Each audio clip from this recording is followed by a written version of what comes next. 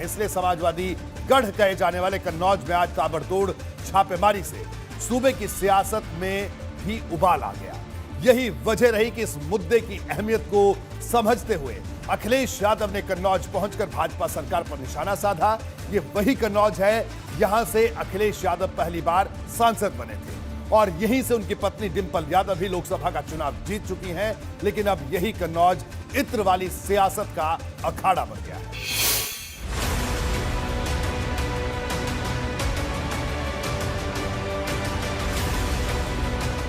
UP का चुनावी कुरुक्षेत्र बना कन्नौज।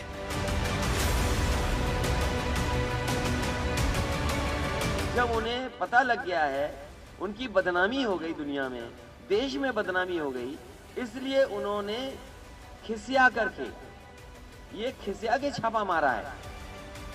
समाजवादी इत्र पर तकरार, अखिलेश का तीखा प्रहार। ढूंढने गए थे समाजवादी इत्र बनाने वाले पुष्पराज जैन को, ढूंढ निकाला उन्होंने अपने ही सहयोगी साथी समर्थक पीयूष जैन को। उत्तर प्रदेश की पावर पॉलिटिक्स के सेंटर में इस वक्त इत्र नगरी कन्नौज आ चुकी है।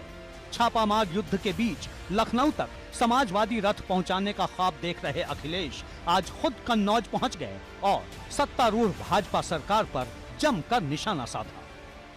हिटलर के जमाने में केवल एक विभाग होता था, प्रोपेगेंडा के मिनिस्टर, प्रोपेगेंडा का मिनिस्टर हुआ करता था। यहां तो भारतीय जनता पार्टी पूरी प्रोपेगेंडा गवर्नमेंट है। इन्होंने राजनीति को दूषित किया है, नफरत की दुर्गंध फैलाने वाले लोगों को। ये कन्नौज के लोग जो सुगंध को पसंद करते हैं, इनको आने वाले समय में सबक सिखाने का काम करेंगे।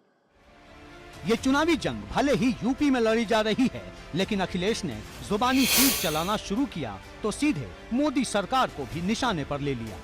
जैसे जैसे भारतीय जनता पार्टी को हार का डर और हारने के करीब पहुंचेगी, न जाने कितनी बड़ी संख्या में नेता आपको उत्तर प्रदेश में दिखाई देंगे। और केवल नेता नहीं दिखाई देंगे, उनके जो सहयोगी संगठन हैं, इनकम टैक्स, ईडी, सीबीआई, इन्होंने गठबंधन किया है। हमने तो क्षेत्रीय दलों से गठबंधन किया है, लेकिन भारतीय जनता पार्टी ने अंदर से हाथ मिला लिया इनसे। मतलब एक और अखिलेश का मकसद ये साबित करना है कि इस रण क्षेत्र में वो अकेले ही सत्ताधारी दल से लोहा ले रहे हैं, तो दूसरी ओर उनका मकसद कन्नौज की अस्मिता का कार्ड खेलना भी है। इसीलिए 22 मिनट की इस प्रेस कॉन्फ्रेंस में अखिलेश ने 18 बार इत्र और परफ्यूम का जिक्र किया।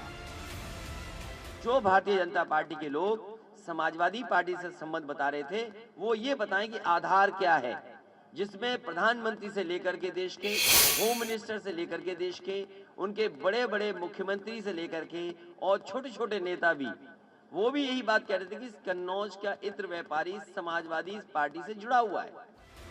ताबड़तोड़ छापेमारी को अखिलेश ने चुनावी बिसात पर पस्त पड़ रही भाजपा की तरफ से सपा के गढ़ कन्नौज को बदनाम करने की साजिश करार दिया। ये भारतीय जनता पार्टी घबरा रही है और मैंने कहा भी है, ये कागज के फूल से कभी खुशबू नहीं आ सकती। ये झूठ के फूल वाले लोग हैं, ये झूठ का फूल है भारतीय जनता पार्टी, ये कागजी फूल है, ये कभी सुगंध पसंद नहीं कर सकते। जाहिर है कन्नौज में समाजवादी पार्टी ने कई बार एक तरफा जीत दर्ज की है। साल 2017 के चुनाव में जिस मोदी लहर के अंदर बड़े बड़े दिग्गजों का सुपड़ा साफ हो गया, वहीं कन्नौज में सपा अपनी सीट बचाने में कामयाब रही। इसलिए इसे सपा का अभेद्य किला भी कहा जाता है। शायद यही वजह है कि 22 के महासमर की धुरी इस वक्त कन्नौज बनता नजर आ रहा है। एबीपी गंगा के लिए ब्यूरो